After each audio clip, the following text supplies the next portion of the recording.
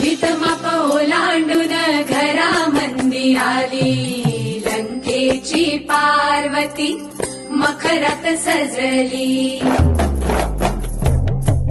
शालू तला मोर डोळ मिटून बसला, पोतेतला मणी हिरव्या चुड्याला हसला.